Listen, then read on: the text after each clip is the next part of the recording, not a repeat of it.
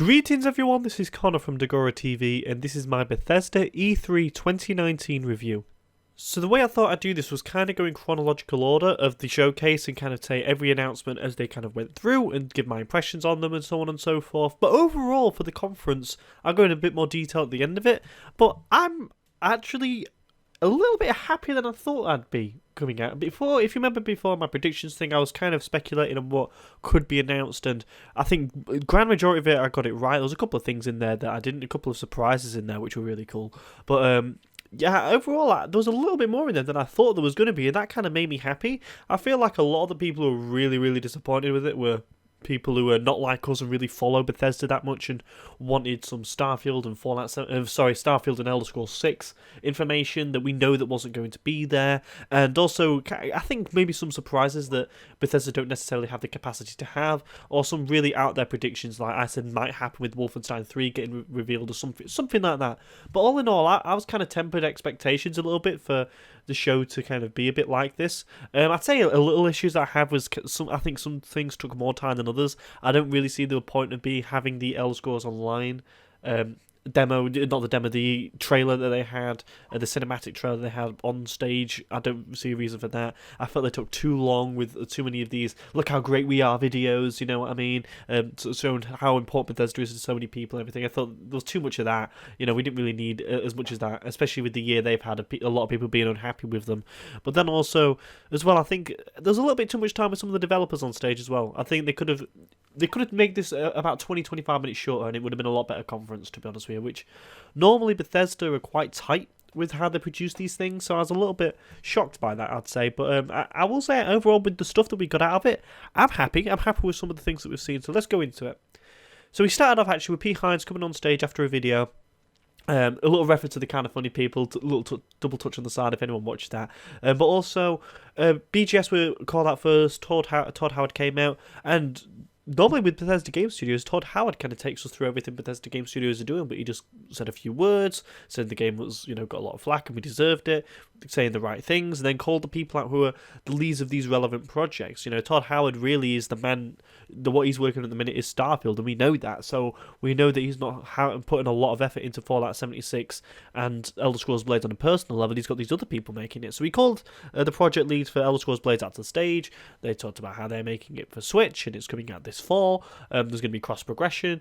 Kind of announced release date for things that we already knew. We knew it was going to be coming to Switch. He announced that last year, but then also there's like a solo. There's going to be a Dragon Quest line and things like that. So that's cool. That's cool. So more Blade stuff coming out this year.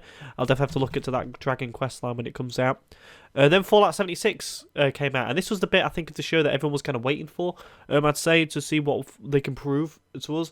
And I'll be honest with you, this Wastelanders DLC is something that I'm going to be coming back for, just to see what it's going to be like. There's going to be NPCs returning to the game for us to talk to, which is fantastic. There's going to be a brand new main quest line with the old dialogue system from Fallout 3 and New Vegas.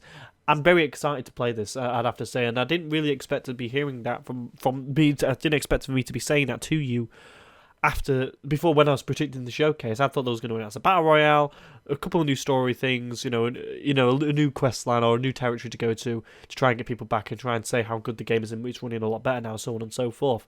But yeah, getting NPCs to return. There was a rumor of that the morning of E3, I think that was going to happen, and yeah, having a brand new main quest line, I'd say that excites me the most. A new main quest line with new NPCs, with the old dialogue system, has the potential to really save the game and kick it into a different direction and make it really fun, really interesting, compelling from a story front. Because one thing that was boring about 76 was the bloody stories. Every quest was the same story.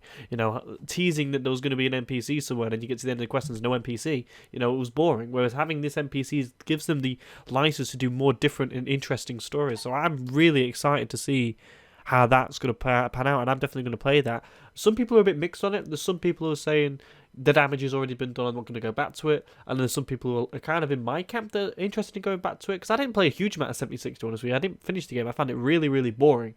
So something to kind of bring me back was going to be something as big and overwhelming to change the game as this. And then they had the Nuclear Winter update, a 52-man battle royale where you become the Overseer of Vault 51 if you win. There's a free beta for it this week. It's got all of this are free updates. I'm not too bothered about the Battle Royale, honestly. I don't play Battle Royales much anymore. I've kind of been burnt out on them a little bit. So this wasn't really for me. The one for me was the Wastelanders DLC that I'm interested in. And all of this is free, which is cool. And we'll have to, get into these and review what they're like when they come out, I suppose. Then Tango Gameworks came onto the stage and showed a trailer for a new game. It's going to be an action-adventure game where you fight a supernatural evil, which is a little bit like Evil Within 3, but a little bit more action in the way they were talking about it. And it's called Ghostwire Tokyo. It's set in Japan. It's obviously set in Tokyo. Very supernatural, a weird trailer, but definitely intriguing. It's cool to see them take on a new IP. Personally, I'm more interested in this than an Evil Within 3 game. I'm not an Evil Within guy, honestly, so I'm definitely intrigued by this and have to see more about it. Again, I think there was a situation where the developers were on stage for too long.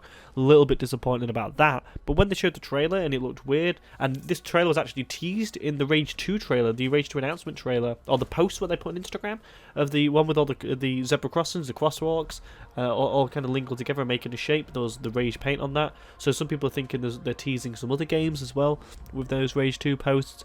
But I'd say, yeah, Ghostwire Tokyo. Definitely looking forward to seeing more from it. I'm not sold on it, I'd say, of yet, because we haven't really seen any gameplay from it at all, or really know too much about the premise of it. But I will say, by the look of it, I'm a bit more I'm more intrigued than I am if it was an Evil Within 3. Then we got ZeniMax Online Studios coming out, talking about ESO, talking about the next part of Season of the Dragon. They showed a cinematic trailer, great cinematic trailer. Again, didn't need to be at the show though, don't think it needed to be at the show. Sai and the Dragon Guard, they're coming back. Sai was a part of the main story of Elder Scrolls Online, and he's going to be leading the Dragon Guard to fight off some of the dragons. We saw a dragon battle in this trailer. Dragonhold is going to be the next part of that DLC, and then they've got a new dungeon DLC called Scalebreaker out later this year. Season of the Dragon looks to be the most interesting content that they've made, in my opinion, and that ZeniMax Online have made for Elder Scrolls Online since its launch. They made some great DLCs. Or Cinema, I'd probably say, was one before this. Somerset and obviously Morrowind did really, really well. And yeah, I'm looking forward to seeing what Dragonhold's going to be part of after I play the story for Elsewhere, because I'm not yet to play it. So I think I'll be more hyped for that after this. But cool to see them doing more stuff. Commander Keen, yeah, that happened. Cool. ZeniMax Online are making another game. Apparently, it's a phone game. Commander Keen was apparently old id Software game, where they talked about referring to that, where you play as Billy and Billy, a couple of twins, and kind of traversing through levels. Sure. Again, on stage too long this was. It's bringing back an early 90s thing. I don't know why. I suppose it's another attempt to get more money off people in a phone game, because the phone games tend to make a lot of money for Bethesda. Then there's an expansion for Moons of Elsewhere on June 27th. That logo that was trademarked, some people in the morning of the press conference were saying that Bethesda are making a MOBA, an Elder Scrolls MOBA, because there was a new logo that was trademarked. They were wrong. The logo was for the Elder Scrolls Legends, and there's a new expansion for that out in a couple of weeks. They'll all get excited about that, the people who play that. I ain't played the game since the beta. I played the game in the beta. I really thought I was going to keep playing it for a long time, and then when the game came out, I just never went back on it. So yeah, I got my fill of Elder Scrolls Legends for that. Rage 2, Rise of the Ghost expansion. Yeah, another expansion for me. Rage 2 looks more of the same for Rage 2. If you like Rage 2, I'm sure you'll like this. Adding mechs to it and a lot more vehicles, it seems, as well. Easy to traverse around the world. I've heard it's a real good checklist game, Rage 2. I'm, again, yet to play Rage 2, but we'll have to see how that does for people who like it. Again, this might be something I'd be more excited about if I played Rage 2 and really liked it.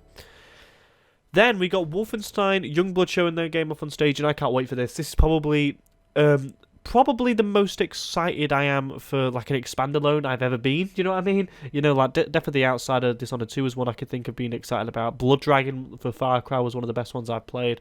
Obviously really excited for the DLC for Skyrim. But at the time of Skyrim when they came out, I was kind of like, more Skyrim, that's great. I wasn't necessarily yearning for more, you know what I mean? Because I was still really having a great time with the base game and a lot of the mods that were coming out. Whereas for Wolfenstein 2, you know, since I finished that game, I've been wanting more Wolfenstein, and I'm so happy that this is coming out next month. A co-op experience where you play as the twin daughters of BJ Blazkowicz, who's missing, and you've got to go find him. Really excited to play this. When July 26th, going to be a day one for me, that is. Then we went to Arcane, and they showed Deathloop, a trailer for it.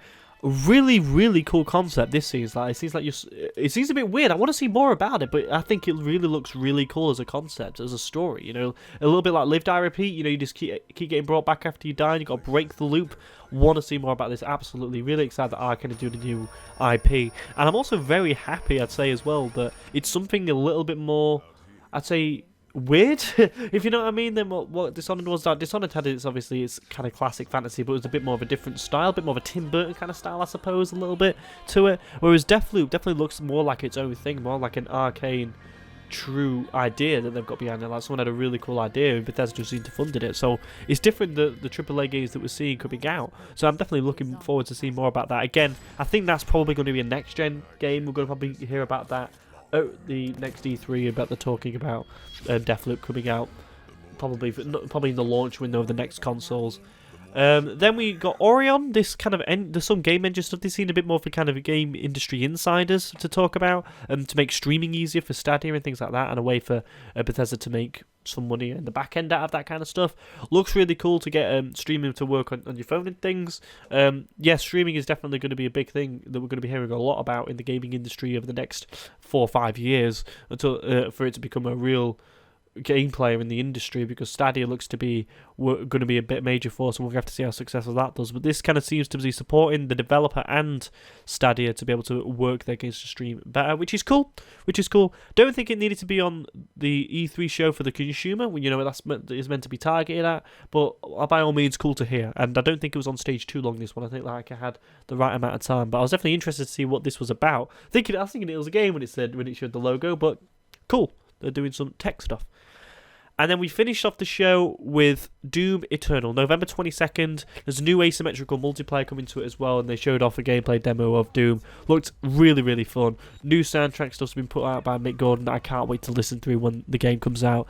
Really love Doom. Love Doom 2016 to the nth degree, and I can't wait to get Doom Eternal on this PC and play. I actually played, the way I play Doom is different to what I play other games as well. You know, other games, I'm the kind of person who sits down for 6 hours and plays an absolute ton of it. Whereas Doom, I play it in kind of short bursts, and I don't mind that. I'm actually kind of happy playing it in short bursts. Like I'll play an hour, do a couple of, you know, a couple of enemy areas, and then I'll put it down and then come back the next day. And it's kind of a game that I kind of keep there to keep coming back to, because I do like that gameplay loop a lot, and it's kind of a game I don't really want to finish, if you know what I mean.